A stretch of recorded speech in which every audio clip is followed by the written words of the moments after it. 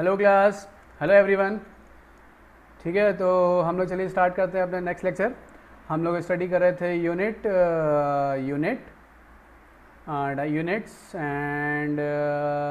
And measurements. ठीक है, तो लास्ट लेक्चर मैंने उसको यूनिट डायमेंशन मेजरमेंट भी लिखा था। तो कहीं कहीं आपको कुछ भी मिल सकता है, कहीं आपको जैसे एनसीईआरटी के अकॉर्डिंग देखा जाए तो यूनिट्स एंड मेजरमेंट है, और वैसे देखा जाए तो कहीं कहीं इसको यूनिट्स डायमेंशन मेजरमेंट भी लिखा होता है क्लास। तो हम लोग स्टडी करते हैं अपना यूनिट्स एंड डायमेंशन के अंडर नेक्स्ट लेक्चर, और यू कैन से लेक्चर नंबर 2। सेकंड लेक्चर हम लोग स्टार्ट करते हैं क्लास। ठीक है, तो अगर आपने पहला लेक्चर नहीं देखा है तो मैं चाहूँगा कि आप पहला लेक्चर देख लें। तो पहले लेक्चर में मैंने सब सारा बेसिक डिस्कस किया है। उसमें मैंने आपको बताया कि फिजिकल क्वांटिटीज़ क्या होती हैं, कितने टाइप्स की होती हैं। ठीक है, वेक्टर क्या होता है, स्केलर क्या होता है, रेशियो क्वांटिटीज़ क्या होती हैं, न्यूमेरिक क्वांटिटीज़ क्या होती हैं। तो मैंने सबका बिल्कुल ब्रीफ डिस्कस किया है, वहाँ पे आप जाके एक बार इसको देख सकते हैं। तो उसी सीरीज़ में ये क्लास आपका नेक्स्ट लेक्चर है। तो इसमें हम लोग स्टडी करते हैं। तो हम लोग कहाँ पर थे? हम लोग स्टडी कर रहे थे अबाउट फिजिकल क्वांटिटीज़। तो क्लास जो लास्ट लेक्चर था उसमें मैंने जब आपको वेक्टर्स पढ़ा रहा था तो मैंने आपको कुछ छोटे छोटे क्वेश्चंस दिए थे। ठीक है, तो एक बार उसको डिस्कस कर लेते हैं। अगर आपको क्वेश्चंस हो गए हैं तो आप इसको आगे बढ़ा सकते हैं, वरना आप ये देख सकते हैं। ठीक है, तो मैंने आपसे पूछा था जब मैं टॉपिक डिस्कस कर रहा था अबाउट वेक्टर। ठीक है, जब मैं वेक्टर्स डिस्कस कर रहा था तो वेक्टर के बारे में बताया था। उसके बाद मैंने आपको 3 क्वांटिटी दी थी। ठीक है, पहला कौन सा था?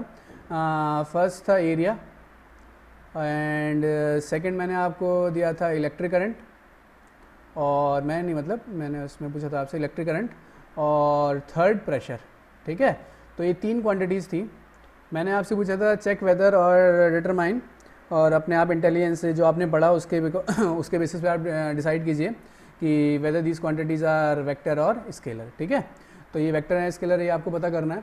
तो जैसे हम लोग बात करते हैं क्लास यहाँ पर, तो जैसे पहले डिस्कस कर लेते हैं हम लोग, पहले इलेक्ट्रिक करंट डिस्कस कर लेते हैं। ठीक है, तो जैसे बात करते हैं इलेक्ट्रिक करंट की, तो क्लास वेक्टर क्या था याद कीजिए थोड़ा।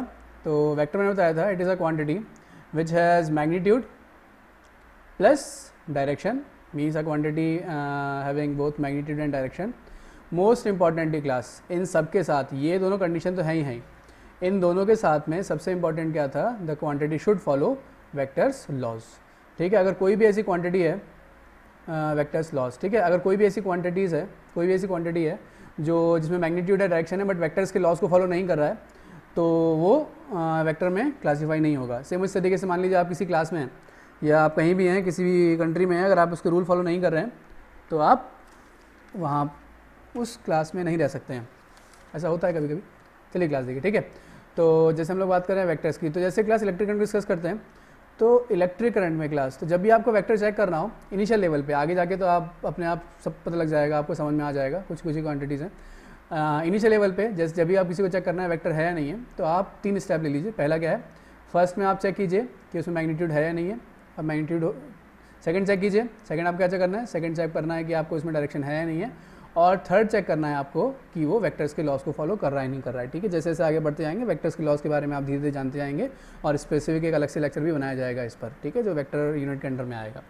तो क्लास इलेक्ट्रिक करंट की बात कर रहे हैं, तो इलेक्ट्रिक करंट जैसे फॉर एग्जाम्पल ये वायर है, एक एग्जाम्पल ले लेते हैं। ठीक है, अभी जो वायर है, इस वायर में सपोज फ्लो कर रहा है 1 एम्पियर करंट। ठीक है, तो this is terminal x and this is terminal y. तो 1 ampere current is flowing from x to y. So now let's check that whether it has magnitude और not. तो class यहाँ पर जो 1 एम्पियर है तो मैग्नीट्यूड है, तो इसका मैग्नीट्यूड है, इसमें मैग्नीट्यूड कितना है? मैग्नीट्यूड है इसका 1 एम्पियर। ठीक है, यूनिट के साथ बोला है, अगर से बोला जाएगा तो 1 है। ठीक है, दूसरा देखा है डायरेक्शन है कि नहीं है, तो क्लास डायरेक्शन भी है इसमें। ठीक है, डायरेक्शन क्या है? डायरेक्शन है इसमें कहाँ? डायरेक्शन है एक्स टू वाई। ठीक है क्लास, सिर्फ इसकी बात नहीं कर रहे हैं। अगर आपसे बेसिकली बोला जाए कि इलेक्ट्रिक करंट में मैग्नीट्यूड होता है कि नहीं होता है, तो इलेक्ट्रिक करंट में मैग्नीट्यूड होता है। इलेक्ट्रिक करंट का डायरेक्शन क्या होता है? तो इलेक्ट्रिक करंट का जो स्पेसिफाइड डायरेक्शन है, it is higher potential to lower potential. ठीक है, higher potential to lower potential किसका डायरेक्शन है? ये डायरेक्शन है इलेक्ट्रिक करंट का क्लास। अगर हम किसी बैटरी की बात करते हैं सपोज, तो अगर बैटरी की बात करते हैं तो बैटरी में जो करंट का डायरेक्शन होता है, तो direction of the current in a battery क्या होता है? ये होता है पॉजिटिव टू नेगेटिव। ठीक है, छोटे क्लास में आपने यही पढ़ा होगा, आपने हायर लोअर इतना डिटेल में नहीं स्टडी किया होगा, आपको ये बताया गया होगा कि करंट फ्लो करता है प्लस से माइनस की तरफ। ठीक है क्लास, तो यहाँ पर देखिए, तो ठीक है, करंट में मैग्नीट्यूड भी है और करंट में डायरेक्शन भी है, तो क्या ये वेक्टर है? अब क्लास सबसे जो इम्पॉर्टेंट कंडीशन है ये हमें वैलिडेट करवानी है, ठीक है। तो क्लास वो कैसे वैलिडेट करवाएंगे, तो देखिए क्लास इससे पहले एक वेक्टर क्वांटिटी, जैसे फॉर एग्जांपल एक ऑब्जेक्ट है तो उस पर एक दूसरी vector quantity that is force को हम स्टडी कर लेते हैं, उसके बेसिस पे आप इजीली कोरिलेट कर पाओगे इसको। तो सपोज ये एक ऑब्जेक्ट है, इस पर क्लास फोर्स लग रहा है कुछ ऐसे, ये फोर्स है, ठीक है, ये राइट हैंड साइड में। एक फोर्स लग रहा है इस पर, ये क्लास डाउनवर्ड साइड में।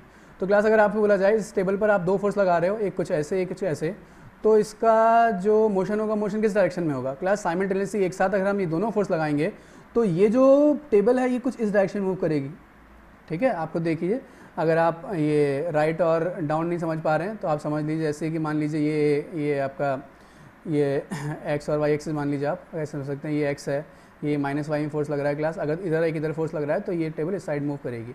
तो क्लास ये एक्चुअल में क्या है, this is according two vectors loss, ठीक है। तो क्लास ऐसी इलेक्ट्रिक करंट की बात कर रहे हैं, तो लेट अस कंसीडर ये एक वायर है, ठीक है, ये दूसरा वायर है।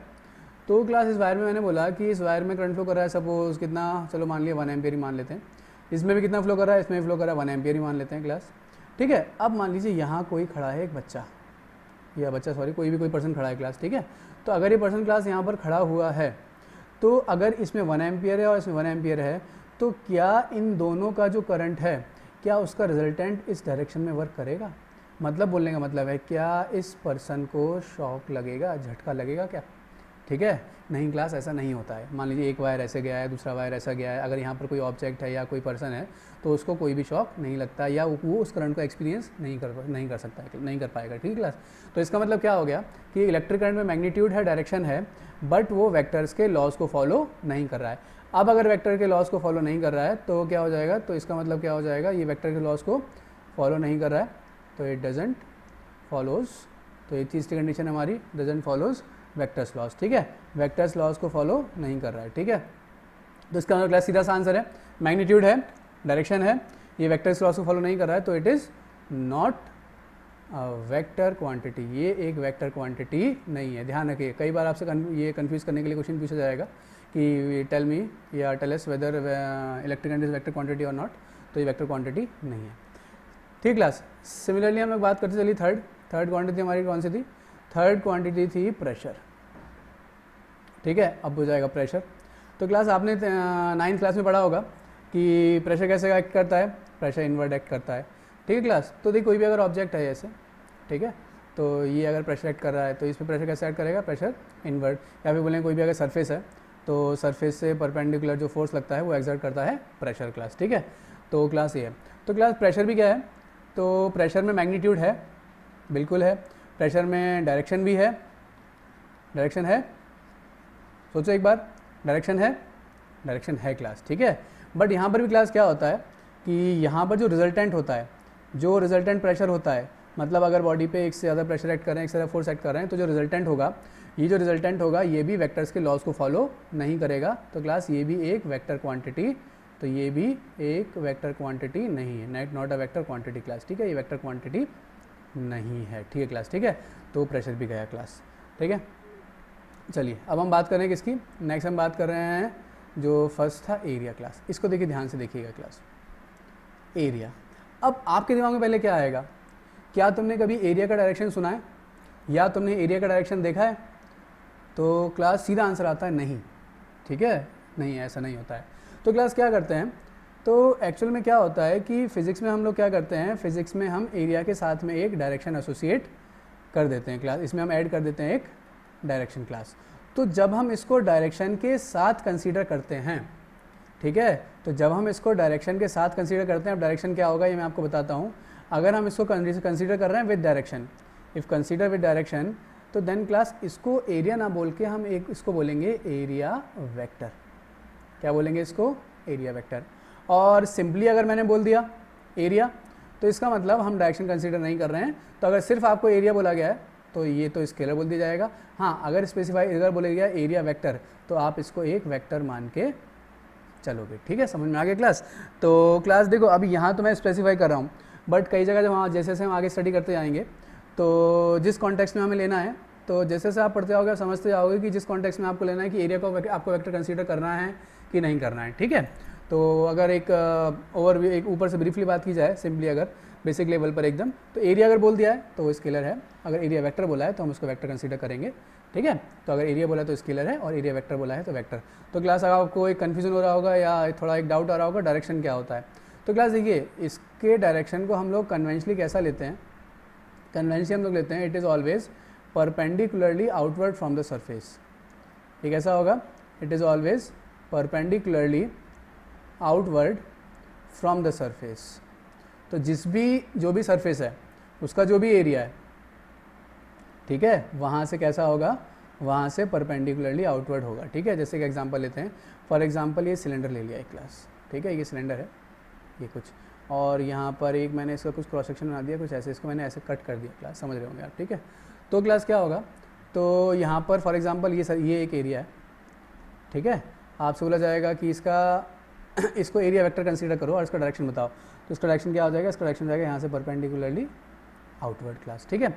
अब ये सरफेस है, ये थोड़ी सी थीटा एंगल पे इंक्लाइंड है, तो यहाँ से क्या हो जाएगा, इससे परपेंडिकुलरली आउटवर्ड कुछ ऐसे क्लास, समझ में आ रहा है नहीं आ रहा है। अब जैसे ये जो कर्व सरफेस है, ठीक है, जो कर्व सरफेस है, तो कर्व सरफेस किसी भी पॉइंट पे, अगर ये पॉइंट आपने ले लिया तो इस पॉइंट पे कैसा हो जाएगा, इस पॉइंट पे परपेंडिकुलरली, सॉरी चलिए ठीक है समझ लीजिए, ये पॉइंट ले लिया आपने, इस पॉइंट पे परपेंडिकुलरली आउटवर्ड क्लास, ये ले लिया इस पॉइंट पे परपेंडिकुलरली आउटवर्ड क्लास, ठीक है। ऐसे अगर आपने मान लीजिए कोई एक ये मान लीजिए क्यूब है, क्यूब कंसीडर कर लिया आपने, ठीक है।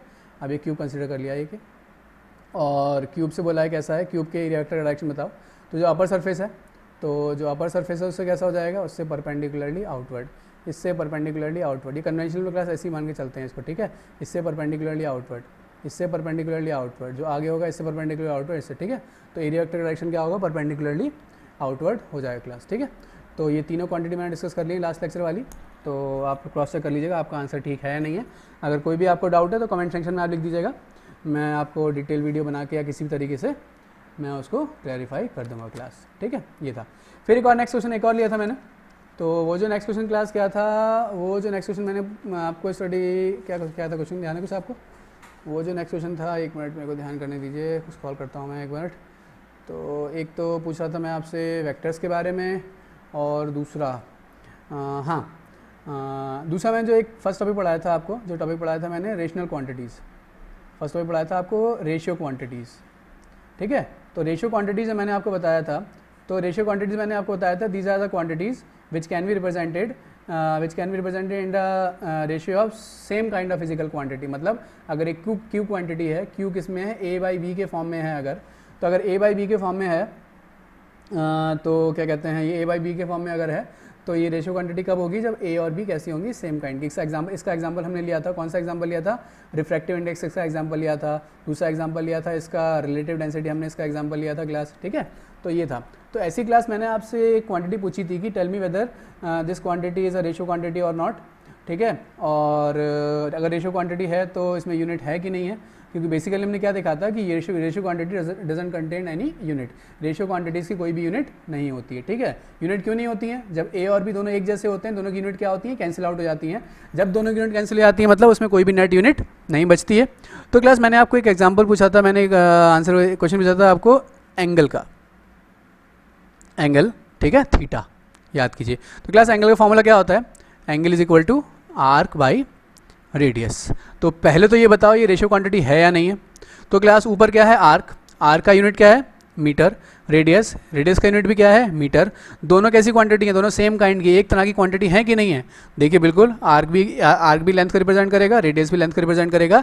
इसका मतलब ये एंगल रिप्रेजेंट कर रहा है, एंगल रेशियो है same kind of physical quantity का। दैट मीन्स ये एक, यस ये एक, इट्स अ रेशियो क्वांटिटी। इसका एक और नाम मैंने आपको बताया था न्यूमेरिक क्वांटिटी क्लास, ठीक है।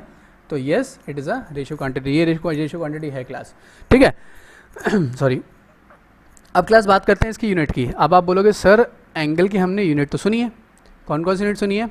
हम जब स्टडी करते हैं प्लेन एंगल, तो जब प्लेन एंगल होते हैं तो प्लेन एंगल की यूनिट होती है रेडियन, ठीक है, या फिर डिग्री, जैसे 90 डिग्री आपने सुना होगा, ठीक है, 360 डिग्री, 53 डिग्री, 37 डिग्री, क्लास ये होता है नहीं होता है।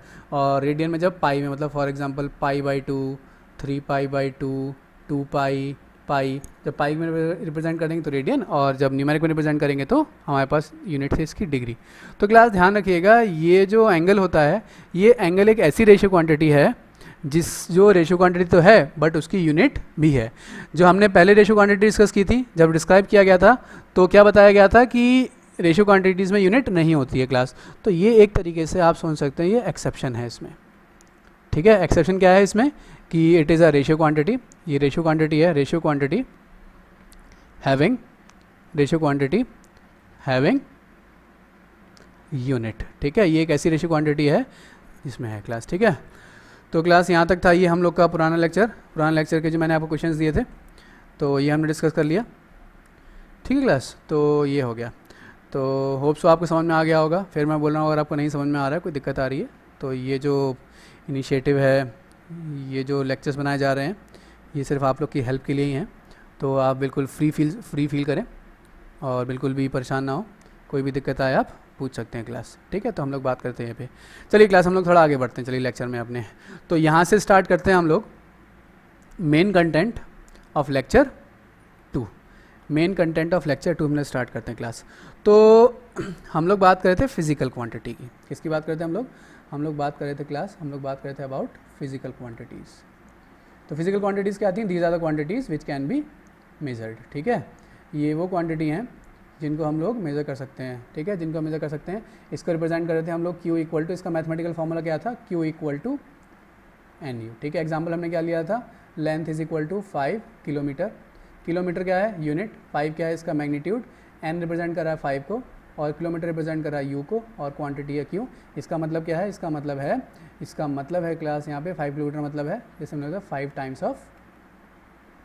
टाइम्स ऑफ 1 किलोमीटर, 1 किलोमीटर का 5 टाइम्स, ठीक है। ये है क्लास, ठीक है, फिजिकल क्वांटिटी। अब क्लास थोड़ा और डिटेल में आते हैं।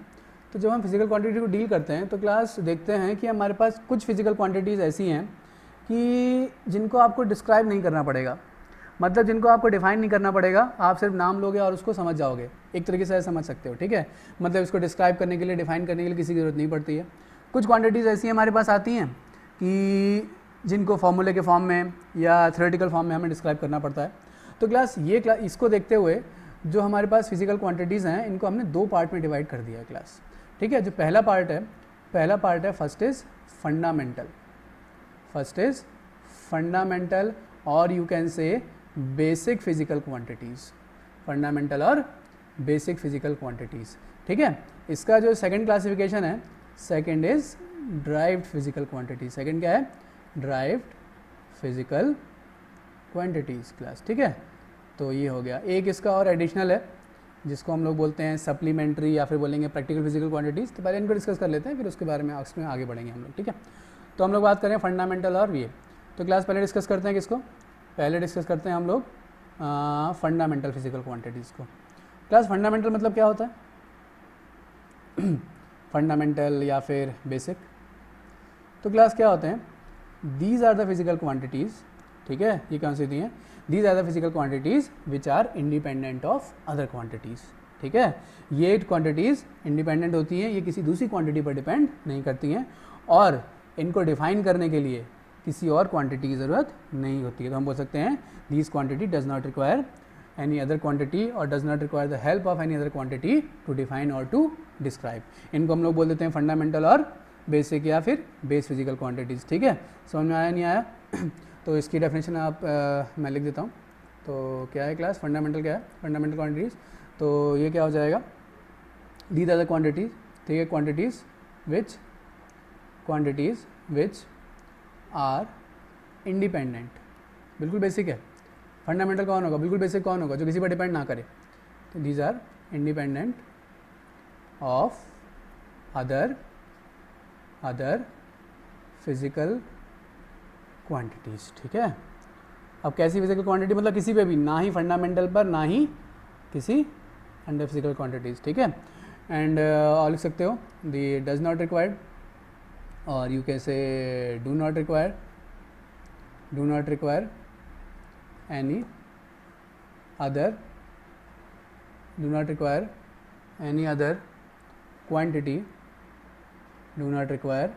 any other quantity, to define और टू डिस्क्राइब।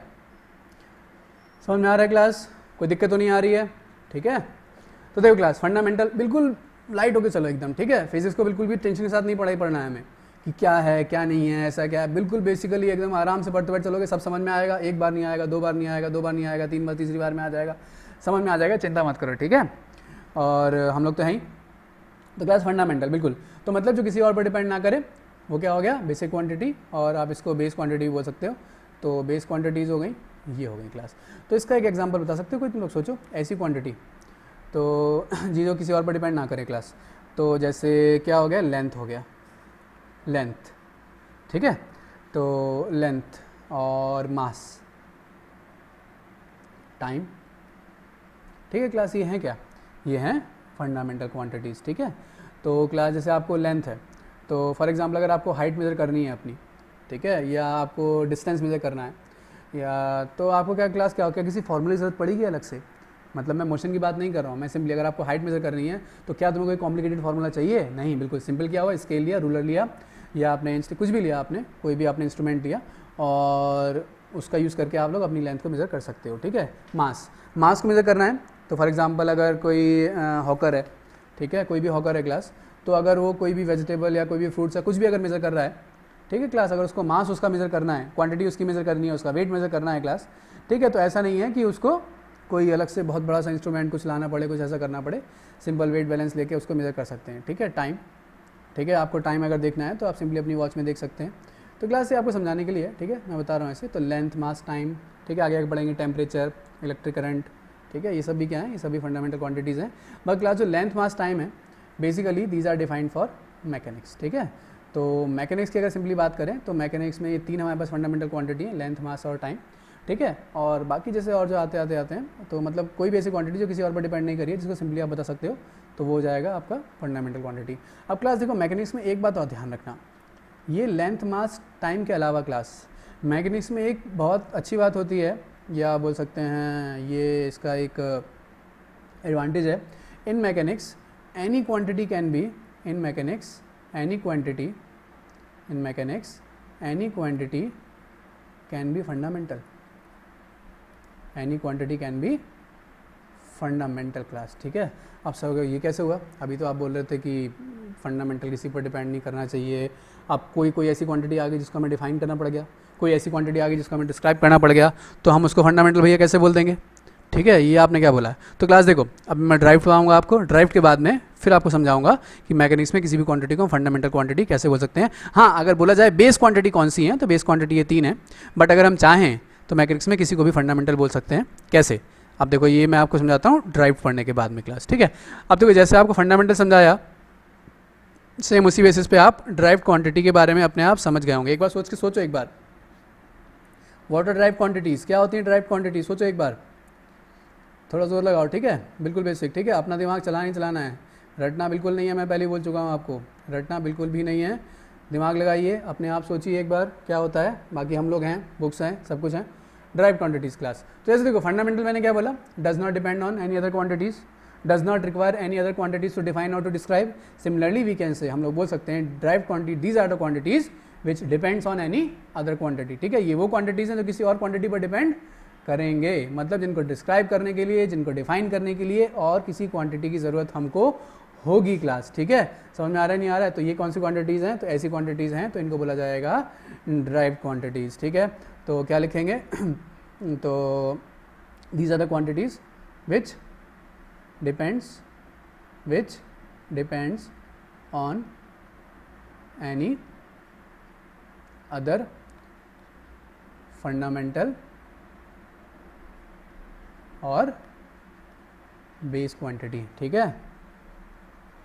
समझ में आ रहा है क्लास, ठीक है। तो ये क्या हो गया, ये ड्राइव, ठीक है। और हम कैसे लिखते हैं इसको, तो क्लास राइटिंग देख लेना, धीरे धीरे ठीक हो जाएगी, हाँ तभी जमा नहीं है सही से इस पर। तो देखो क्लास, तो ये हो गया फंडामेंटल और बेस क्वांटिटी, तो ये हो जाएगा, ठीक है। और क्या बोल सकते हैं, तो अब क्लास ये जो डिपेंड करेंगे किस पर, ये डिपेंड करेंगे किसी और फंडामेंटल पर, हो सकता है किसी ड्राइव पर भी डिपेंड कर जाए, ठीक है। वो तो फिर जो वो ड्राइव क्वांटिटी पर डिपेंड, मतलब एक ड्राइव क्वांटिटी दूसरी क्वांटिटी पर डिपेंड कर सकती है, बट फर्दर वो जो ड्राइव्ड क्वांटिटी होगी जब हम लास्ट में आएंगे, जब लास्ट में कंक्लूड किया जाएगा तो कहीं ना कहीं जाके वो किस में फॉर्म हो जाएगी, वो ब्रेक हो जाएगी किसमें, फंडामेंटल्स में ही ब्रेक हो जाएगी क्लास। ठीक है, अब ये जो हमारे पास ड्राइव्ड क्वांटिटी है, मतलब जो डिपेंड कर रही है दूसरी क्वांटिटीज़ पर, इसको मैथमेटिकली हम लोग रिप्रेजेंट कर सकते हैं कैसे, फंडामेंटल क्वांटिटीज़ के एडिशन, फंडामेंटल क्वांटिटीज़ के मल्टीप्लिकेशन, डिवीज़न और उसके डिफरेंट पावर के फॉर्म में। ठीक है, समझ में आया नहीं आया क्लास, तो इसको भी हम लिख लेते हैं। तो दीज क्वांटिटीज़ कैन बी, इसको हम डिस्क्राइब कर सकते हैं, can be described by raising power, by raising powers, power मतलब जो उसका एक्सपोनेंट है, रेज टू दी पावर। ठीक है, एक्सपोनेंट, रेजिंग पावर और एक्सपोनेंट ऑफ फंडामेंटल क्वांटिटीज़। ठीक है, जो फंडामेंटल क्वांटिटीज़ है उनके पावर को रेज करके, अभी एग्जाम्पल बताऊंगा आपको, समझ में आ जाएगा। ठीक है, या फिर क्या बोल सकते हैं, और in terms of multiplication, in terms of multiplication, और you can say in terms of division. ठीक है क्लास, अब जैसे देखो, जैसे मैंने बताया, जैसे एक क्वांटिटी है वॉल्यूम ले लिया आपने। अब वॉल्यूम क्या होता है, जैसे आप सिंपली अगर एक क्यूबॉइड की बात की जाए तो L cross B cross H। ठीक है, स्क्वायर की आप बात करते हो तो स्क्वायर में क्या हो जाता है, स्क्वायर में साइड, इसमें हो जाता है साइड क्यूब। ठीक है क्लास, यही तो होता है। तो क्लास यहाँ पर क्या किया गया, तो फंडामेंटल क्वांटिटी है, फंडामेंटल क्वांटिटी है लेंथ आप कैसे, लेंथ फंडामेंटल है, विथ लेंथ का ही पार्ट है, फंडामेंटल है, हाइट फंडामेंटल है। तो यहाँ पर हमने क्या किया, जैसे साइड है, कोई साइड है या LBH, तो इसकी पावर हमने रेस कर दी। ठीक है, तो अगर हम क्या करते हैं, जो साइड है या लेंथ की पावर थर्ड अगर बाई 3 रेस कर देते हैं class, raise to the power 3 अगर कर देंगे इसको, तो ये रिप्रेजेंट करेगा वॉल्यूम को। सिंपली अगर एरिया है, तो एरिया में क्या होगा, वो जो लेंथ की पावर है, क्लास मैग्नीट्यूड की बात यहाँ पर नहीं हो रही है, हम सिर्फ यूनिट्स की बात, यहाँ पे इसकी यूनिट की बात कर रहे हैं। ठीक है, कैसे रिप्रेजेंट किया जाएगा, तो एरिया यहाँ पे स्क्वायर कर दिया क्लास, ये कैसा हो गया, फंडामेंटल, सॉरी ये हो गया, तो एरिया क्या है, ड्राइव्ड हो गया, L क्या हो गया, फंडामेंटल होगा, फंडामेंटल डिपेंड कर रहा है। ठीक है क्लास, आप देखो जैसे क्लास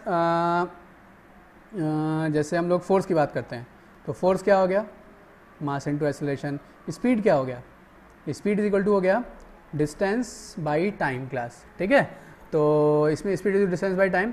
स्पीड कैसा है, स्पीड क्या है, स्पीड यहाँ पे ड्राइव्ड हो गया, और डिस्टेंस कैसा हो गया, फंडामेंटल, टाइम भी क्या हो गया, फंडामेंटल। तो फंडामेंटल के डिवीज़न के बेसिस, फंडामेंटल का डिवीज़न यूज़ करके हमने रिप्रेजेंट किया किसको, स्पीड को क्लास। तो सिंपल सी बात है, जो किसी पर भी डिपेंड नहीं करेगा वो हो गई फंडामेंटल और बेस क्वांटिटीज़, जो दूसरे पर डिपेंड करेंगी, जिनको डिस्क्राइब करने के लिए, डिफाइन करने के लिए या उनके फॉर्मूले को रिप्रेजेंट करने के लिए किसी और की ज़रूरत पड़ेगी, तो वो हो गई आपकी ड्राइव क्वांटिटीज़ क्लास। ठीक है, अब जैसे मैंने आपको क्या पूछा, मैं यहाँ पे आपको समझा रहा था कुछ ये, हाँ, कि मैकेनिक्स, कोई भी क्वांटिटी क्या हो सकती है, कोई भी क्वांटिटी फंडामेंटल हो सकती है, कोई भी क्वांटिटी ड्राइव। स्पेसिफिकली बात कर रहा हूँ किसकी, मैकेनिक्स की क्लास। ठीक है, तो ध्यान रखिएगा, मैकेनिक्स में किसी भी क्वांटिटी को हम, any quantity can be termed as fundamental quantities. जैसे क्लास हम लोग एग्जाम्पल ले रहे हैं हम लोग, ठीक है, जैसे स्पीड की हम लोग बात करते हैं, तो स्पीड को लिख दिया तुमने डिस्टेंस ओवर टाइम। अब क्लास ऐसे अगर इसको थोड़ा हम लोग ट्रांसफॉर्म करते हैं, तो डिस्टेंस इज इक्वल टू क्या हो जाएगा, डिस्टेंस इज इक्वल टू हो जाएगा स्पीड इनटू टाइम। देखो क्लास यहाँ पर, अब देखो यहाँ पर क्लास क्या है, अब ये जो डिस्टेंस है, डिस्टेंस यहाँ पर, तो पर्टिकुलरली स्पेसिफिकली इस कंडीशन के लिए डिस्टेंस क्या बन गया, डिस्टेंस हो गया ड्राइव्ड। स्पीड क्या हो गया, फंडामेंटल। टाइम क्या हो गया, फंडामेंटल। समझ में आ रहा है नहीं आ रहा है क्लास। तो ये मैं फिर बता रहा हूँ किसकी बात कर रहे हैं हम लोग, हम बात कर रहे हैं मैकेनिक्स की। जैसे अब देखो एक थोड़ा और एग्जाम्पल देते हैं, force is equal to mass into acceleration. अब अगर आपसे सिंपली पूछा जाए, क्लास ध्यान रखिएगा, कॉन्सेप्चुअली ये क्वेश्चंस की बात कर रहा हूँ मैं, ठीक है। अगर जब क्वेश्चन आपके पास आएगा, मान लो आपके पास क्वेश्चन आ जाता है, अगर इस समय आपसे पूछा जाए कि इसमें फंडामेंटल कौन सा है, तुम्हारे दिमाग में कौन आएगा, मास, ठीक है। तुम फोर्स एक्सेलरेशन को फंडामेंटल नहीं बोलोगे क्लास। फिर मैं बता रहा हूँ, ये कॉन्सेप्चुअल क्वेश्चन है क्लास, ध्यान रखना। इसी तरीके से आपको ट्रिक किया जाएगा और एग्ज़ाम में जो इस चीज़ से ओवरकम हो जाता है और वो उसके मार्क्स अच्छे आ जाएंगे क्लास, ठीक है। अच्छी रैंक आप गेन कर पाओगे, अच्छे मार्क्स लेके आ पाओगे अपने बोर्ड्स में, अपने कॉम्पिटिटिव एग्जाम्स में। तो क्लास फॉर एग्जांपल तो अगर आपसे पूछा जाए कि अगर यही फॉर्मूला, तो यहाँ पर फोर्स क्या है, इसमें आपसे पूछा जाए कि ड्राइव्ड और फंडामेंटल बताओ, सिंपली फोर्स क्या है ड्राइव्ड, मास क्या है फंडामेंटल, एक्सीलरेशन क्या है फंडामेंटल। इसी में बोल दिया है class mass is equal to force upon acceleration. अब यहाँ पर क्या हो गया क्लास, ध्यान रखना, मास क्या है, मास इज ड्राइव्ड, फोर्स क्या हो गया फंडामेंटल, एक्सीलरेशन क्या हो गया फंडामेंटल क्लास। तो अगर आपके पास mass equal to force upon acceleration है और आपके पास ऑप्शंस गिवन है कि tell us whether mass is a derived और फंडामेंटल, बोथ ड्राइव्ड और फंडामेंटल, तो आपको ध्यान रखना आप टिक कहाँ करके आना है, कौन सा गोला करके आना है, कौन सा काला करके आना है उसमें, तो ये क्लास मास हो जाएगा आपका ड्राइव्ड है। ये क्लास समझ में आ गया होगा आपका, ठीक है। तो हम लोग बात कर रहे थे फंडामेंटल एंड ड्राइव क्वांटिटीज़ की, ठीक है। तो होप सो कोई दिक्कत नहीं है आपको यहाँ तक, ठीक है। चलिए क्लास आगे बढ़ें। अब क्लास क्या होता है, ये जो हमने स्टडी कर लिया अबाउट, ये हमने स्टडी कर लिया अबाउट फिजिकल क्वांटिटीज़। तो क्लास क्यू का जो हमने फॉर्मूला लिखा था, क्या लिखा था, ये भी यूज़ करके देख लेते हैं। क्यू इज इक्वल टू क्या था, एन यू। एक एग्जाम्पल लिया हमने, mass is equal to 5 kg class, mass कितना है 5 kg क्लास। तो ये जो 5 kg मास हो गया क्लास, इसको आप डिफाइन कैसे करोगे, तो यहाँ पे हम डिफाइन करेंगे, जैसे मैंने पहले बताया, it is 5 times of, colour से क्या राइटिंग में चेंज हो जाती है शायद, 5 टाइम्स ऑफ 1 kg, 1 kg को 5 टाइम्स, ये हो गया 5 kg। तो क्लास एक्चुअल में इस तरीके से हम रिप्रेजेंट कर रहे हैं किसको, हम रिप्रेजेंट कर रहे हैं क्वांटिटी को क्लास, ठीक है।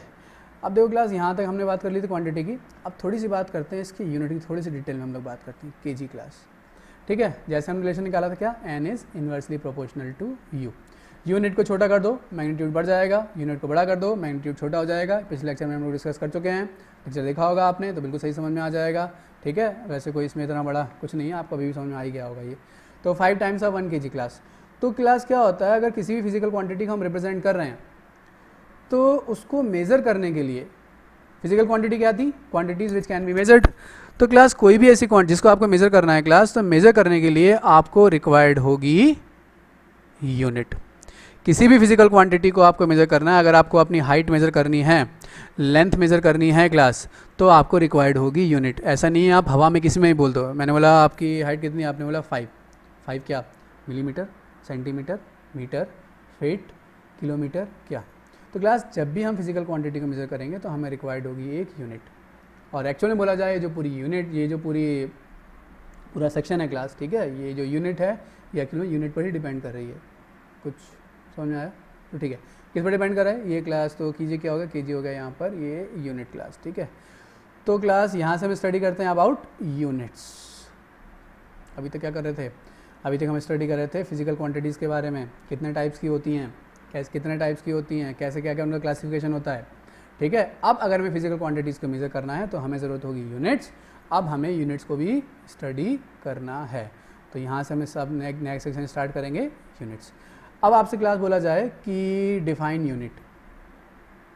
क्लास देखो, एक मैं थोड़ा आपको एक हेल्प बोली है कुछ, मैं आपको एक तरीका बताता हूँ। फिज़िक्स में ऐसे अभी तो आपने पढ़ना शुरू किया है, धीरे धीरे स्टार्टिंग में थोड़ा आपको मुश्किल लगेगा, 10th से अगर कंपेयर करेंगे तो फिज़िक्स थोड़ी अलग हो जाएगी आपको, मतलब पहले जो आपके चैप्टर्स थे वो अभी यूनिट बन जाएंगे, काफ़ी बड़ा लगेगा आपको, ठीक है। ये समझ में नहीं आएगा हो क्या रहा है, 2 बुक्स आ जाएंगी आपकी फ़िज़िक्स की। तो क्लास जब भी कोई आपके पास टॉपिक आए तो एक बार अपने आप सोचो कि इसमें है क्या, ठीक है, इसका मीनिंग क्या है। फॉर एग्जांपल कोई ऐसे यूनिट लिखा है, तो अगर आपसे बोला जाए कि यूनिट, तो ऐसा नहीं सीधे किताब पर आ गया या सीधे वीडियो देख लिया, कहीं से कुछ और देख लिया।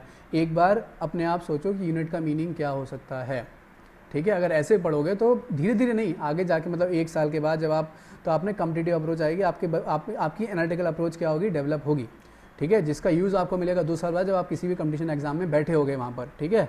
तो कई बार ऐसे टर्म्स आ जाते हैं, तो इससे क्लास हमें कई बार हेल्प मिल जाती है, ठीक है। चलिए ज़्यादा बात नहीं करते, हम लोग डिस्कस करते हैं, टाइम कम है इस पे टॉपिक के बारे में, ठीक है। तो देखिए यूनिट्स, आप सोचो यूनिट क्या है, यूनिट्स कहाँ है क्लास। तो वैसे अगर बताया मीनिंग देखते हैं तो यूनिट का मतलब होता है single, 1 unit, 2 unit, unitary method, ठीक है, तो सिंगल, या फिर बोलेंगे 1, ठीक है। यहाँ पर क्लास क्या हो जाएगा, यहाँ पर भी कुछ मिलता जुलता ही है। कैसे, देखो यूनिट्स का मतलब क्या हो जाएगा, units are these are the references. ये हैं क्या क्लास, ये है रेफरेंसेस, ठीक है। References, these are the references used to measure these are the references used to measure physical quantities.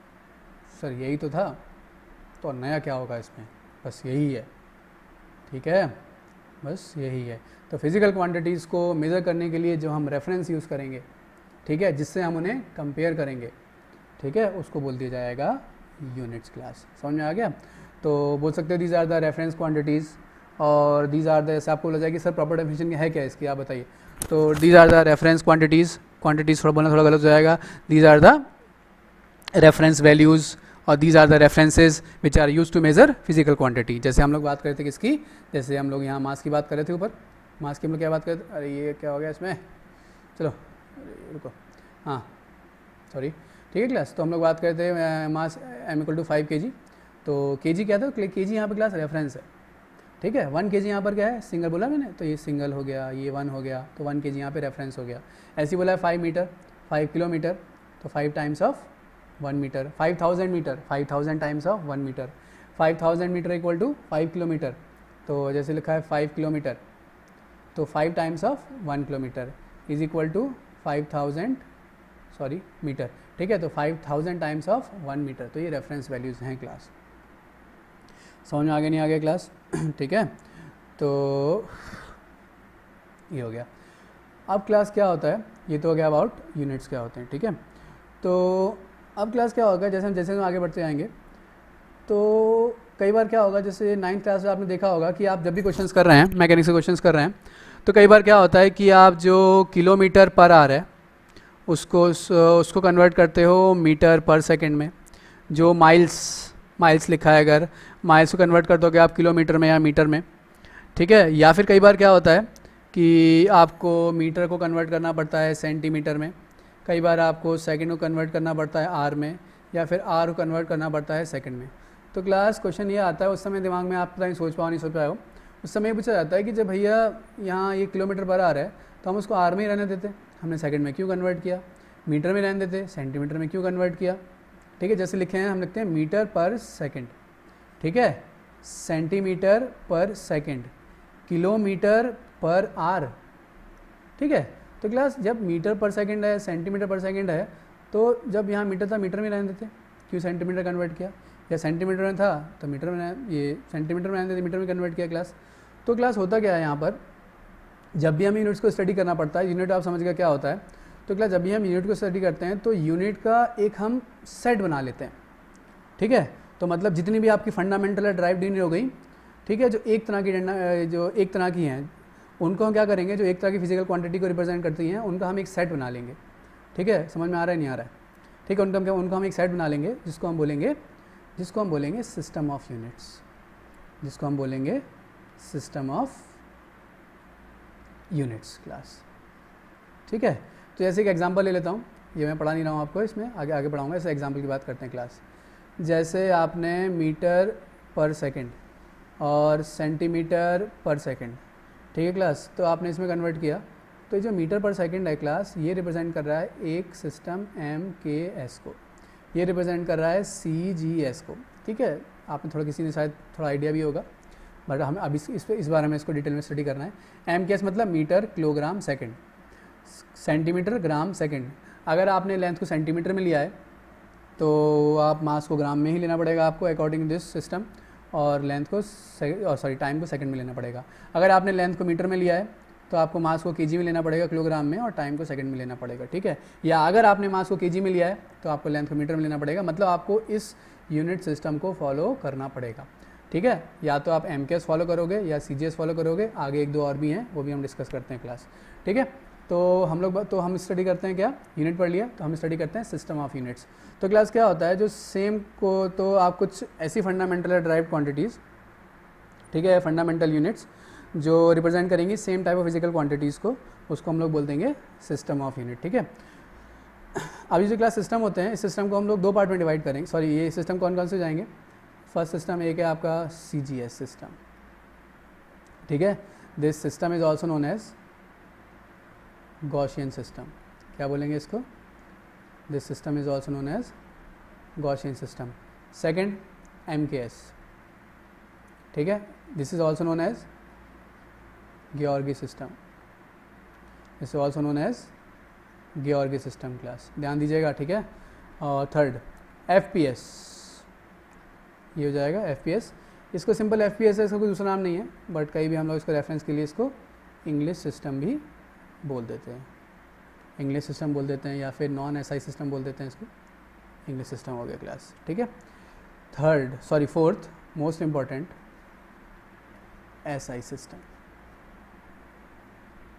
समझ में आ रहा है? कुछ नहीं आ रहा है तो फिर से देख लो एक बार।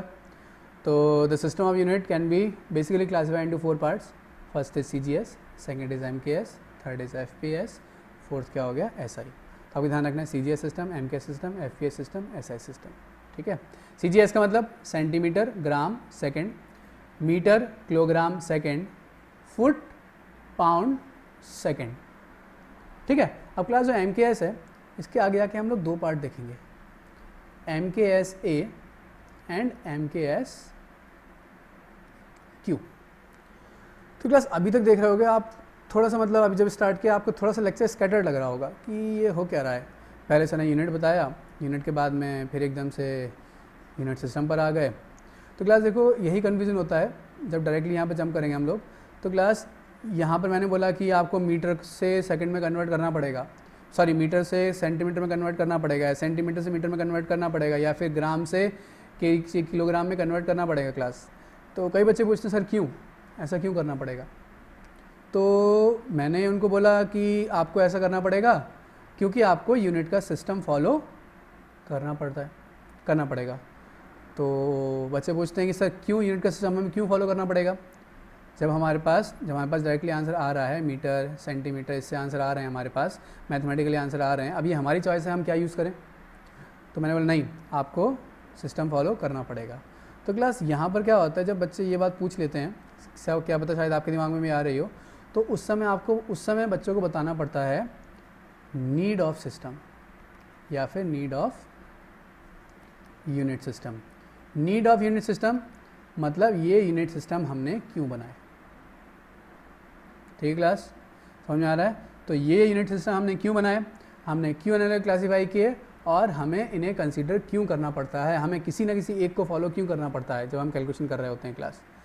तो यहाँ पर क्वेश्चन आता है नीड। अब एक बार सोच के बताओ ऐसा क्यों है, हम कोई भी यूनिट सिस्टम क्यों फॉलो करते हैं, या कोई भी सिस्टम यूनिट सिस्टम हम क्यों बनाते हैं, क्यों हमने इतने अलग अलग सिस्टम बनाए ऐसे। एक सिस्टम FPS बना दिया, एक सिस्टम हमने MKS बना दिया, एक सिस्टम हमने SI बना दिया क्लास। अब क्लास देखो होता क्या है, देखो इसके लिए थोड़ी सी हम एग्जाम्पल से बात करते हैं क्लास। एक एग्जाम्पल ले लेते हैं क्लास। अब जैसे हम लेंथ की बात कर लेते हैं क्लास।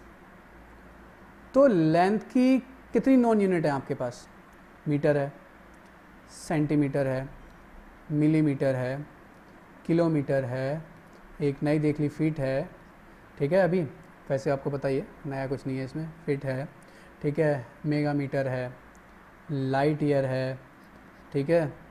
तो क्लास ये सब क्या है, ये सारी लेंथ की यूनिट है। अब क्या हो गया, अब यहाँ पर मैं बात कर रहा हूँ यूनिट सिस्टम की ज़रूरत हमको क्यों पड़ी क्लास। तो क्लास जब लेंथ की बात कर रहे हैं, सपोज़ किसी एक बच्चे ने जो सॉल्व किया, उसने सॉल्व किया मीटर को लेके, दूसरे ने सॉल्व किया नहीं भैया मैं तो सेंटीमीटर में कंफर्टेबल हूँ, तीसरे ने बोला कि मैं मिलीमीटर में कंफर्टेबल हूँ, इसमें जीरो ज़्यादा जाते हैं और जब मैं सॉल्व करता हूँ तो इजीली कट जाता है और इजीली मल्टीप्लाई हो जाता है। बोला नहीं मैं तो किलोमीटर लूँगा, बोला नहीं मैं तो फिट सॉल्व करूँगा क्योंकि मेरे आसपास फिट ज़्यादा यूज़ करते हैं। कोई तो भैया महानुभाव बोले मैं तो लाइट ईयर लूँगा, मैं तो ये बताऊँगा कि मेरा घर यहाँ से इतने लाइट ईयर दूर है क्योंकि मेरे को ऐसा बताने में अच्छा लगता है। तो क्लास ये देखो ये चॉइस क्या होगी, स्कैटर होगी नहीं होगी चॉइस। अभी कोई अब क्लास ये हो गया, ठीक है। तो एक ने मीटर ले लिया, एक ने सेंटीमीटर ले लिया, एक ने मिलीमीटर ले लिया। तो क्लास यहाँ पर क्या होता है, तो यहाँ पर आपको जब अब ये कैलकुलेशन भी ठीक होगी, एनालिसिस भी हो सकता है ठीक हो, बट जहाँ पर जो रिज़ल्ट आएगा तो रिज़ल्ट सेम नहीं होगा, result will not be same. Result का मतलब मैं बोल रहा हूँ जो लास्ट में आंसर आएगा वो सेम नहीं होगा, उसकी वैल्यू सेम नहीं होगी क्लास, ठीक है। चलो ये छोटा सा हो गया। दूसरा अब क्लास एक बार एक और एग्जांपल ले लेते हैं, ठीक है। जैसे क्लास दो भाई हैं, ठीक है, एक है सनी और एक है हनी, ठीक है। सनी रहता है ए कंट्री में, हनी रहता है बी कंट्री में, ठीक है। अब इन लोग को यूनिट सिस्टम के बारे में कुछ नहीं पता है। अब सनी की जो कंट्री है वहाँ पर अगर बोला जाएगा 1 यूनिट लेंथ, वहाँ पर अगर बोला जाएगा 1 यूनिट लेंथ, तो वहाँ जो बेसिक यूनिट है सनी कंट्री में वो है 1 मीटर, ठीक है। हनी कंट्री में जो बेसिक यूनिट है, हनी कंट्री में बेसिक यूनिट है 1 सेंटीमीटर। मतलब हनी कंट्री में आप किसी को बोलोगे कि 1 यूनिट 1 यूनिट लेंथ का सर्टेन चीज़ दे दो, ठीक है, तो उसका मतलब होगा 1 सेंटीमीटर। सनी क्या 1 यूनिट मांगोगे, कितना हो गया, वो 1 मीटर हो गया। अब सनी ने क्या किया, सनी ने हनी को फ़ोन किया, बोला यार कि तुम्हारे यहाँ कपड़ा तो बहुत अच्छा मिलता है, मैंने सुना है, मेरे कई फ्रेंड्स वहाँ से लेके आए हैं, एक काम करना कि मेरे को 5 यूनिट्स एक सर्टेन क्लॉथ भेज देना, 5 यूनिट क्लॉथ भेज देना, ठीक है। अब ऐसा नहीं, सनी ने मीटर नहीं बोला, सनी को पता है क्योंकि वहाँ यूज़ टू है 5 यूनिट का मतलब 1 मीटर, और यहाँ पे तो सनी ने बोला 5 यूनिट भेज देना, 5 यूनिट क्लॉथ। अब हनी ने कहा ठीक है भैया मैं भेज दूँगा। हनी ने फिर पूछा क्या पूछा कि पक्का 5 यूनिट, बोले हाँ 5 यूनिट, बोले पक्का 5 यूनिट, 5 यूनिट, ठीक है। हनी बोला ठीक है भाई 5 यूनिट को ज़रूरत होगी, हो सकता है सैम्पल वैम्पल मंगाया हो। तो हनी ने क्या किया, यहाँ से 5 यूनिट सनी को भेज दिया, ठीक है। अब सनी ने क्या एक्सपेक्ट किया था, सनी ने एक्सपेक्ट किया था कि 5 यूनिट मतलब आएगा कितना, सनी ने एक्सपेक्ट किया था 5 यूनिट आएगा 5 मीटर, कितना आएगा 5 मीटर, बट हनी ने भेजा 5 यूनिट कितना, सोचो 1 unit equal to 1 centimetre, 5 unit equal to 5 centimetre class. तो सनी ने बोला कितना 5 मीटर, बट हनी को मिला कितना, हनी को मिला 5 सेंटीमीटर क्लास। समझ में आया नहीं आया, हनी को कितना मिला, हनी को मिल गया यहाँ पर, हनी ने भेजा कितना, हनी ने भेजा 5 सेंटीमीटर, सनी को कितना मिला, सनी को मिला 5 सेंटीमीटर क्लास। तो ये कन्फ्यूज़न कहाँ से आया, ये कन्फ्यूज़न आया यूनिट में एक सिंगल यूनिट सिस्टम को फॉलो ना करने से।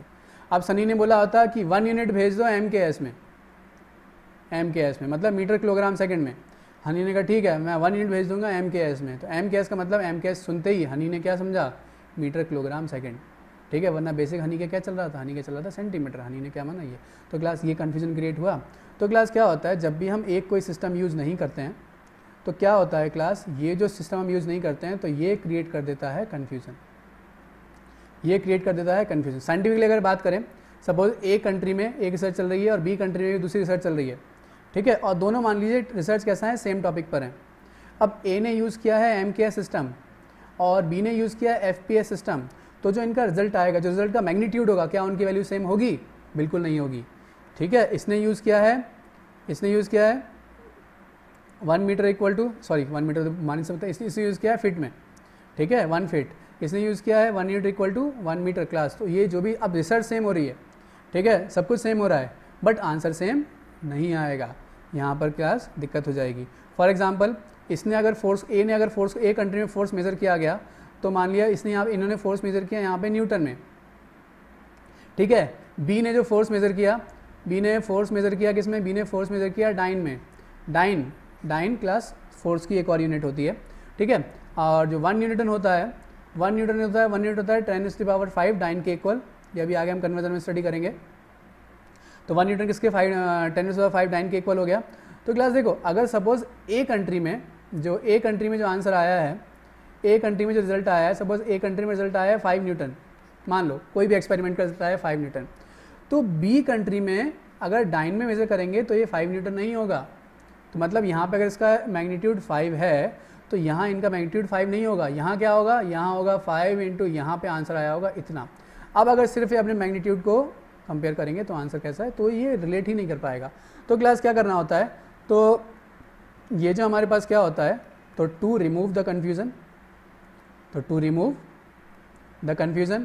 कन्फ्यूज़न को रिमूव करने के लिए तो रिमूव द कन्फ्यूज़न, और सिंपल से to centralise, to remove system, और बोल सके to centralise the measuring system, ठीक है। तो जो हम लोग मेजरिंग सिस्टम है उसको सेंट्रलाइज अगर करना है तो to centralise the measuring system. तो जो मेजरिंग सिस्टम है इसको अगर हमें सेंट्रलाइज करना है तो इस मेजरिंग सिस्टम को सेंट्रलाइज करने के लिए हम लोग कंसीडर करते हैं एक MKS। मतलब मैं अगर कोई रिसर्च करूंगा तो मैं पहले उसमें क्लियरली मेंशन कर दूंगा कि I am doing the calculation on the basis of MKS system. अगर आप मेरा रिसर्च पेपर पढ़ते हैं, अगर या आप मेरे रिसर्च को स्टडी करते हैं, तो जो भी आप कैलकुलेशन देखेंगे, जो भी आप कंसिडरेशन करेंगे वो MKS के रेस्पेक्ट में करेंगे। ये मैंने डिफाइन वहाँ पर कर दिया। तो मतलब MKS सिस्टम फॉलो करेंगे। सपोज तुमने कहीं और किया, तुमने बोल दिया कि भैया मैंने जो रिसर्च किया है इसमें जो मैंने यूनिट सिस्टम यूज़ किया है वो FPS किया है। हाँ, तो मैम मेरे को पता लग गया कि आपने FPS किया है, तो जब भी मैं उसको स्टडी करूँगा तो कंसिडर करूँगा, तो जब भी कैलकुलेशन में आपकी देखूंगा, जो भी रिजल्ट देखूंगा तो उसको FPS के रेस्पेक्ट में ही देखूंगा। किसी ने CGS में किया है तो उसको CGS के रेस्पेक्ट में देखा जाएगा। तो जो भी रिसर्च होती है, एक्चुअल में रिसर्च के लिए ये होता है, तो जो भी रिसर्च होती है या जो भी नए एक्सपेरिमेंट्स होते हैं, तो उनमें जो कन्फ्यूज़न है, कन्फ्यूज़न को रिमूव करने के लिए, सिस्टम को सेंट्रलाइज करने के लिए हमें ज़रूरत पड़ती है एक यूनिट के सिस्टम की। तो हमने अलग अलग सिस्टम आपके बना दिए गए हैं, ठीक है। तो उस सिस्टम को आप जिस सिस्टम में आप कंफर्टेबल हो उसको आप चूज़ कर लें। आप चाहे MKS यूज़ करें, चाहे आप FPS यूज़ करें, चाहे आप CGS, या फिर आप यूज़ करें SI। अब हो क्या गया क्लास, जैसे अभी आगे बताने वाला हूँ आपको, हम लोग इस आगे जो एक इंटरनेशनल सिस्टम बना दिया गया है। तो अगर आप कुछ नहीं बोला जा रहा है तो हम लोग ये मान लेते हैं कि सिस्टम आपको कौन सा है, SI सिस्टम है। और वैसे मेंशन किया जाता ही है कि we are doing the calculation on the basis या by using SI system class, ठीक है। आपको समझ में आ रहा है, कोई दिक्कत तो नहीं आ रही क्लास, ठीक है। तो हम लोग ये यहाँ पे क्लास ये हो रहा है, ठीक है, ऐसे ये सिस्टम हो गया क्लास, समझ में आ गया क्लास। अब देखो क्लास, ये तो थोड़ी ऊपर से बात होगी, मैं आपको एक रियल लाइफ एग्जाम्पल बताता हूँ, ठीक है। और काफ़ी ये अच्छा एग्जाम्पल है, आप इसको यूज़ भी कर सकते हैं। तो ये रियल लाइफ एग्जाम्पल है क्लास, जिसमें सिर्फ सेम सिस्टम में कन्फ्यूज़न आने की वजह से $125 मिलियन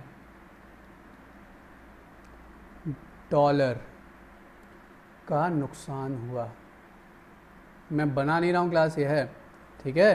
क्या हुआ क्लास, सिर्फ सेम सिस्टम ना यूज़ करने की वजह से, सिस्टम में कन्फ्यूज़न होने की वजह से, सॉफ्टवेयर में जो प्रोग्राम है उसमें कन्फ्यूज़न होने की वजह से क्लास 125 मिलियन का कन्फ्यूज़न क्लास हुआ, ठीक है क्लास। ये पता है आपको कहाँ हुआ, कहाँ पर क्लास, कुछ पता है आपको?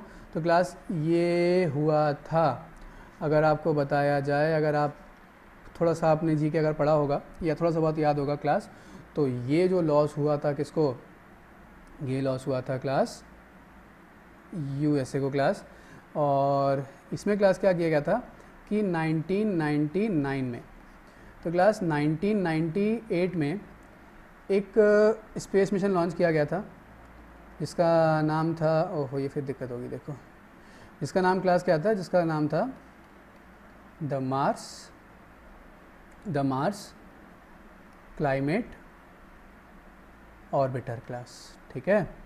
ये था मार्स क्लाइमेट ऑर्बिटर क्लास, ठीक है। तो क्लास ये जो हमारा सॉरी कह रहा हूँ, ठीक है, ये जो क्लास जो स्पेस मिशन था क्लास, इसका जो रिसर्च और जो R&D सब मिला है क्लास, ये था 11 साल लंबा मिशन। एक कितना लंबा मिशन क्लास, 11 साल लंबा मिशन क्लास, ठीक है।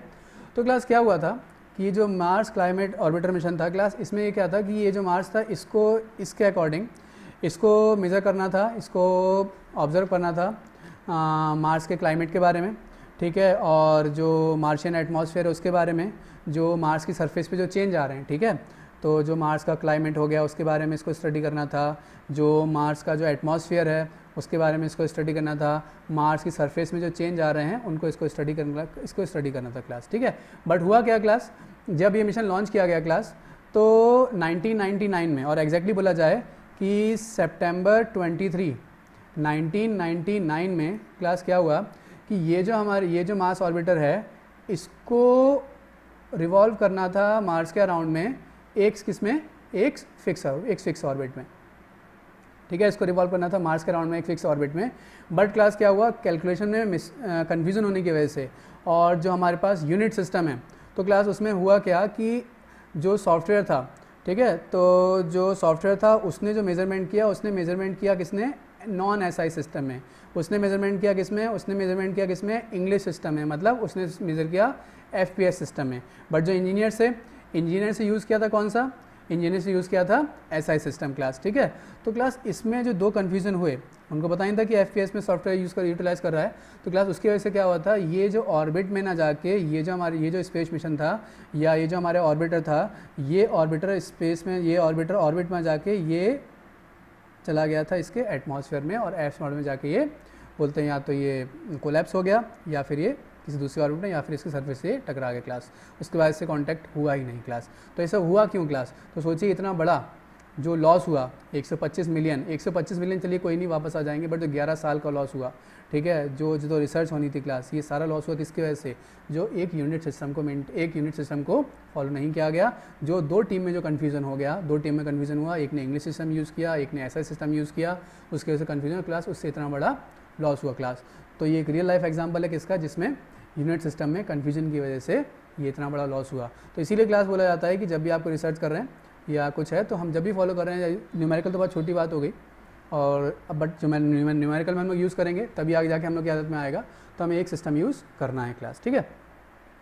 चलिए क्लास, तो होप सो थोड़ा ये लंबा हो गया, बट अगर आपको समझ में आ गया होगा तो ये मेरी मेहनत सफल हो जाएगी, ठीक है। आपको शायद वापस ना कहीं पढ़ना पड़े इसको, मेरे हिसाब से मैं जितना भी मैक्सिमम आपको बताता जा रहा हूँ, बेस्ट देता जा रहा हूँ। अगर आप लेक्चर को ढंग से देख रहे हैं तो आपको कहीं जाके और पढ़ने की ज़रूरत पड़नी नहीं पड़ेगी, और मेरे हिसाब से आपको कोई बुक भी उठाने की ज़रूरत नहीं पड़ेगी क्लास, ठीक है। न्यूमेरिकल मैं आपको करवाऊँगा ये आगे, ठीक क्लास। तो स्टडी किया अबाउट द यूनिट सिस्टम, और फिर स्टडी किया हमने किसका, the need of unit system class, ठीक है।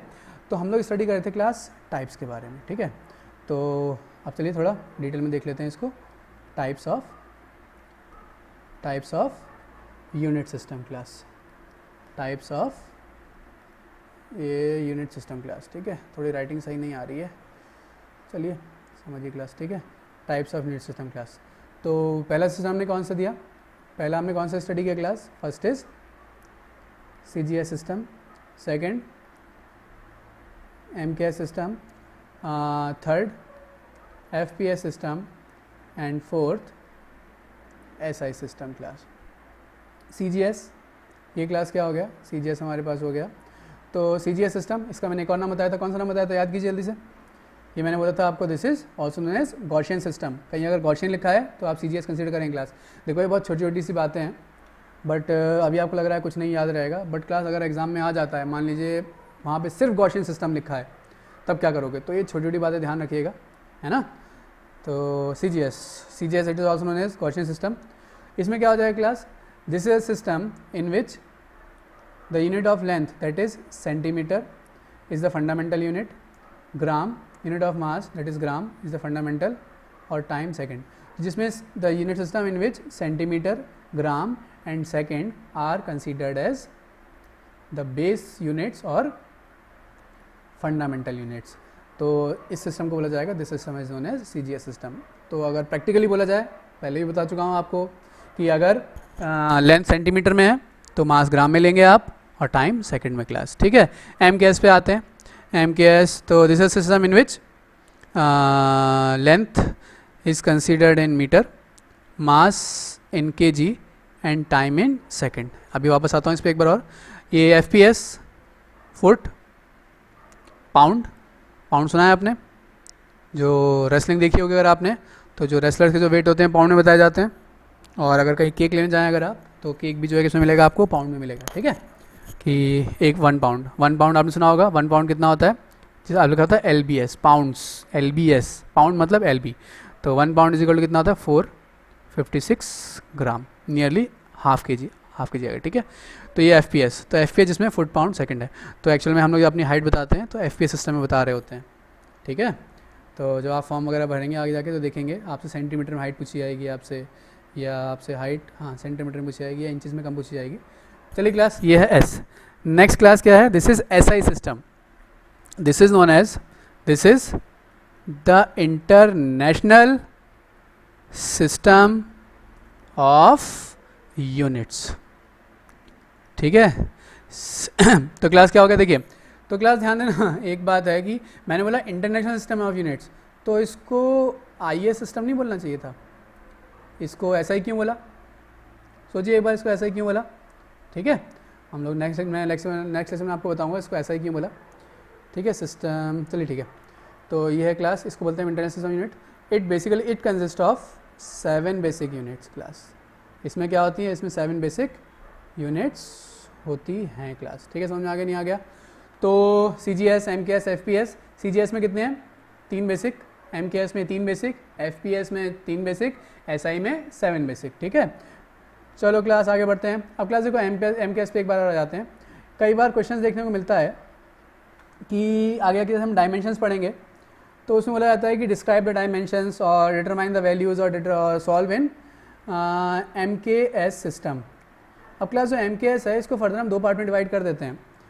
तो जो MKS है इसमें 3 तो फंडामेंटल हैं, बट इसमें कई बार हम क्या होते हैं जब हम इसको SI से कंपेयर करते हैं तो क्या होता है हम इसको इसमें एक फंडामेंटल और अटैच कर देते हैं जिसको बोलते हैं इलेक्ट्रिक करंट। तो क्या हो जाता है, इलेक्ट्रिक करंट की यूनिट क्या होती है, एम्पियर। तो यही हो जाता है MKSA, metre kilogram second and ampere. If electric current और ampere is considered as another fundamental then this system is known as MKS system. Similarly class इसमें क्या होता है MKSQ, ठीक है। Q मतलब यहाँ पे क्या हो गया, Q यहाँ पर हो गया क्लास चार्ज, इलेक्ट्रिक चार्ज, ठीक है। आपने सुना होगा, याद करो I is equal to Q by T, work done ये potential is equal to work done पर यूनिट चार्ज, 10th क्लास याद कीजिए, ठीक है। Q is equal to IT और current is equal to Q by T, ये वही Q है क्लास, ठीक है। तो इफ़ चार्ज जब हम चार्ज कंसीडर कर लेते हैं, चार्ज को फंडामेंटल मान लेते हैं तो ये सिस्टम हो जाता है MKSQ। अगर ये हम इसको एम्पियर फंडामेंटल मान लेते हैं इसमें एक और तो जाता है MKSA, और सिंपली ये क्या रहता है MKS तो रहता ही रहता है क्लास, ठीक है।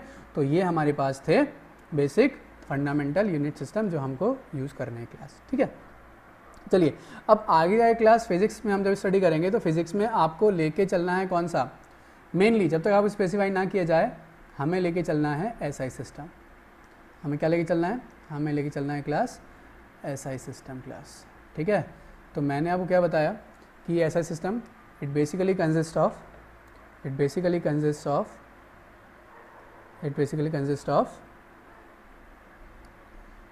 7 बेसिक यूनिट्स। इसमें 7 बेसिक यूनिट्स होंगी, ठीक क्लास। तो एक एक करके देख लेते हैं उन्हें। तो पहला कौन सा है, तो क्लास जो पहली यूनिट है first unit is, first quantity कौन सी है इसमें, लेंथ। फर्स्ट क्वांटिटी कौन सी है, लेंथ, ठीक है। लेंथ की यूनिट क्या है, लेंथ की यूनिट है मीटर। नोटेशन क्या है इसका, नोटेशन है इसका m क्लास, ठीक है। आ गया ये रहा, ठीक है। सेकंड देखो लेंथ, सेकंड है, सेकंड फंडामेंटल है इसमें मास किलोग्राम, ठीक है, और kg यूनिट है इसकी class. Third mass, length, mass and time, ठीक है। टाइम का यूनिट यहाँ पे क्या हो जाएगा, यहाँ पे हो जाएगा सेकेंड्स, और ये हो जाएगा स्मॉलेस्ट, ठीक है। फोर्थ इज टेम्परेचर, ठीक है। तो यहाँ पर हम लेते हैं केल्विन क्लास, कौन सा हो जाएगा, नेक्स्ट इज केल्विन, रिप्रेजेंट किया जाएगा इसको K से, ठीक है। डिग्री नहीं है यहाँ पर, डिग्री सेल्सियस नहीं है, यहाँ पर है केल्विन क्लास, ठीक है। Fifth electric current, fifth is electric current. Fifth unit कौन सा है इसमें, फिफ्थ है यहाँ पर इलेक्ट्रिक करंट। यूनिट क्या होता है इलेक्ट्रिक करंट का, एम्पियर, रिप्रेजेंट किया जाएगा किससे, कैपिटल A से क्लास, ठीक है। फिर सिक्स्थ हो जाएगा amount of, sixth is amount of substance, ठीक है। इसको मैं समझाऊंगा आपको आगे। अमाउंट ऑफ सब्सटेंस मतलब कितना मैटर कंटेंट है, उसको एटॉमिक लेवल, उसको इन टर्म्स ऑफ मॉलिक्यूल्स आइटम्स हम कैसे रिप्रेजेंट करेंगे। तो ये सुना होगा आपने केमिस्ट्री में मोल, ठीक है। तो मोल हो गया क्लास, यूनिट भी इसका कितना हो गया, तो अमाउंट ऑफ सब्सटेंस यूनिट क्या हो गया इसका, यूनिट हो गया इसका मोल क्लास, ठीक है। Seventh is luminous intensity. Seventh क्या हो गया, सेवेंथ हो गया ल्यूमिनस इंटेंसिटी। इसकी यूनिट क्या है, इसकी यूनिट है कैंडेला, रिप्रेजेंट किया जाएगा इसको CD से क्लास। समझ में आ रहा नहीं आ रहा है क्लास। तो क्या हो गया क्लास, तो ल्यूमिनस इंटेंसिटी मतलब जिससे हम लोग ब्राइटनेस मेजर करते हैं। फॉर एग्जांपल एक बल्ब है, तो बल्ब जो लाइट फ्लक्स, ल्यूमिनस फ्लक्स या जितना थ्रो कर रहा है या फिर जो उसकी ब्राइटनेस है, ठीक है, तो उसकी ब्राइटनेस ज़्यादा है या कम है कौन डिसाइड करेगा, ल्यूमिनस इंटेंसिटी क्लास, ठीक है। तो ये जो हमारे पास ये जो 7 हैं, तो ये 7 बेसिक यूनिट्स हैं, सॉरी 7 बेसिक क्वांटिटीज़ हैं जो SI के अंडर में आ जाएगी। Length, mass, time, temperature, electric current, amount of substance and luminescent intensity, ये 7 है क्लास, ठीक है। अब क्लास देखो आगे क्या होता है कि अब ये हो गया, एक चीज़ मैं आपको साथ में बताते जा रहा हूँ इसमें कि आगे जाके हम एक टॉपिक पढ़ेंगे डायमेंशन, ठीक है। मैं यहीं पे आपको डायमेंशन बता देता हूँ, आपको समझ में वैसे अभी शायद नहीं आएगा अगर आप पहली बार पढ़ रहे हैं, जब डायमेंशन बताऊँगा तो तब उसको समझा दूंगा, बट यहाँ पे एक बार देख लीजिए, जो लेंथ का डायमेंशन होगा आगे जाके हम लेंगे, दैट इज़ वो हो जाएगा एल, मास का कैपिटल एम, टाइम का कितना हो जाएगा, ये हो जाएगा टी, जो टेम्परेचर है, ठीक है, टेम्परेचर का यहाँ पर ये के, ठीक है। कहीं कहीं क्लास देखेंगे, कहीं कहीं इसको वैसे बहुत रेयरली मिलेगा आपको, थीटा भी कहीं कहीं यूज़ किया जाता है, और इलेक्ट्रिक करंट इसका ऑब्वियस है ए हो जाएगा, ठीक है। और मोल का क्लास यहाँ मोल ही रहेगा डायमेंशन ऐसे, और कैंडेला का इसका भी सी डी डायमेंशन ही रहेगा क्लास, ठीक है। ये हैं इसके डायमेंशंस। अगर आपको नहीं समझ में आ रहा है, कोई समझने की जरूरत नहीं है, कोई दिक्कत वाली बात नहीं है। नेक्स्ट लेक्चर में वैसे मैं डिस्कस करने वाला हूँ, पूरा जो लेक्चर है वो डायमेंशंस पर ही डिपेंड करेगा नेक्स्ट लेक्चर, ठीक है। तो क्लास इनके अलावा 2 और सप्लीमेंट्री यूनिट्स हम लोग ले लेते हैं, 2 और सप्लीमेंट्री यूनिट्स लेते हैं, ठीक है। अब ये जो सप्लीमेंट्री यूनिट्स हैं ये हैं एंगल, ठीक है, एंगल, इसमें 2 एंगल ले लेंगे, एक प्लेन एंगल, ठीक है, और दूसरा है सॉलिड एंगल क्लास, ठीक है। Plane angle and solid angle, ये 2 हम लोग सप्लीमेंट्री लेंगे। तो इसकी जो यूनिट हो जाएगा, इसकी यूनिट हो जाएगा रेडियन, और इसका यूनिट हो जाएगा स्टेरेडियन, एस आर, ठीक है, एस आर इसका यूनिट हो जाएगा क्लास, ये रेडियन स्टेरेडियन। तो सप्लीमेंट्री यूनिट हम लोग से हमें डिस्कस करनी है।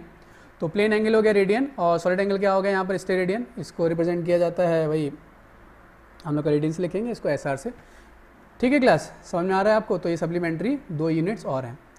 ऐसी क्लास क्या होता है, तो इनके अलावा ये तो होगा यूनिट्स के बारे में। ऐसी क्लास क्या होता है कि जैसे हम लोग यूनिट्स हैं तो हम लोग एक एडिशनल कुछ स्टडी कर लेते हैं, प्रैक्टिकल यूनिट्स। कौन सी? Practical units class. अभी प्रैक्टिकल यूनिट्स क्या होती हैं क्लास, ठीक है सर, आप तो नए बताते आ रहे हो, फंडामेंटल बताया, ड्राइव बताया, फिर सिस्टम प्रैक्टिकल।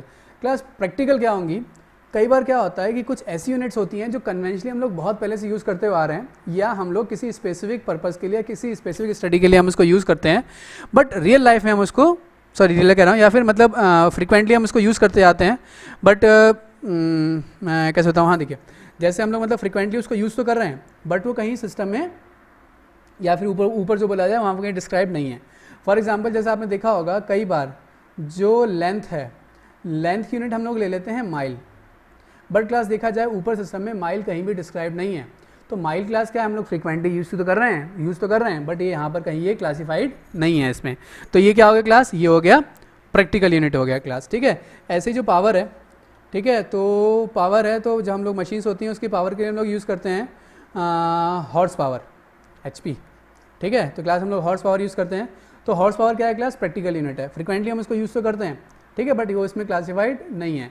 जैसे मैं कुछ आपको एग्जांपल बता देता हूँ, ठीक है, और जैसे एग्जांपल ले लेते हैं कि जैसे जो हम लोग एटॉमिक डिस्टेंस मेजर करते हैं तो उसमें ले लेते हैं फर्मी, ठीक है, या फिर हम लोग ले लेते हैं, आपने केमिस्ट्री में स्टडी किया होगा एंगस्ट्रॉम। एंगस्ट्रॉम मतलब कितना होता है, 1 फर्मी होता है 10⁻⁻15 मीटर, ठीक है। जब न्यूक्लियस का डायमीटर या जब एटॉमिक डिस्टेंस मेजर किए जाते हैं तब हम इसका यूज़ कर लेते हैं एंगस्ट्रॉम, 10⁻⁻10 मीटर। तो ये क्या है क्लास, एंगस्ट्रॉम लोग यूनिट है, कैसी यूनिट है, प्रैक्टिकल। फर्मी कैसी है, प्रैक्टिकल, ठीक है। माइक्रोन, या फिर बोलेंगे माइक्रोन हो गया, एक और हो गया लाइट ईयर, जैसे मैं बात कर रहा था लाइट ईयर। तो क्लास जो हम लोग इंटर स्पेस डिस्टेंस है उसको मेजर करते हैं, हम लोग लाइट ईयर मेजर करते हैं। लाइट ईयर मतलब the distance travel by the light in 1 year. एक ईयर में लाइट कितना डिस्टेंस ट्रेवल करेगी, इसको हम लोग आगे स्टडी करेंगे, उसको हम आगे क्लासीफाई भी कर सकते हैं। सॉरी, लाइट ईयर मतलब कि 1 लाइट ईयर कितना होगा उसको वैल्यू हम फाइंड करेंगे, why formula speed equal to distance into speed equal to distance upon time, distance equal to speed into time से। तो लाइट ईयर हो जाएगा, मतलब एक साल में लाइट ने कितना डिस्टेंस ट्रेवल किया, हम लोग उसको बोल देंगे लाइट ईयर। तो लाइट ईयर भी क्या है क्लास, ये भी है एक प्रैक्टिकल यूनिट है क्लास, ठीक है। ऐसे आपने सुना होगा, ऐसे आपने मास में सुना होगा, मान लीजिए टन या मेट्रिक टन। तो क्लास ये मेट्रिक टन है क्या, कितना होता है, ये होता है 1000 kg के इक्वल क्लास, ये है क्या।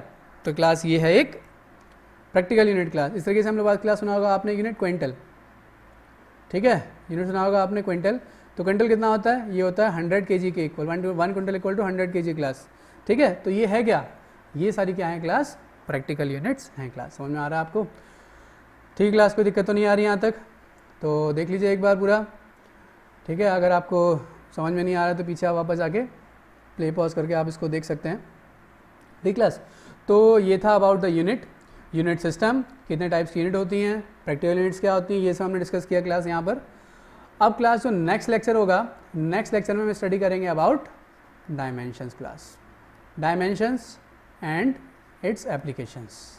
मोस्ट इंपॉर्टेंट टॉपिक, कोई भी आप क्वेश्चन उठा को, चाहे बोर्ड का पेपर हो, चाहे आपका किसी भी एग्ज़ाम का पेपर हो, कंपटीशन एग्ज़ाम का, इसका कोई ना कोई क्वेश्चन कहीं ना कहीं किसी ना किसी तरीके से आपको मिलेगा ही मिलेगा।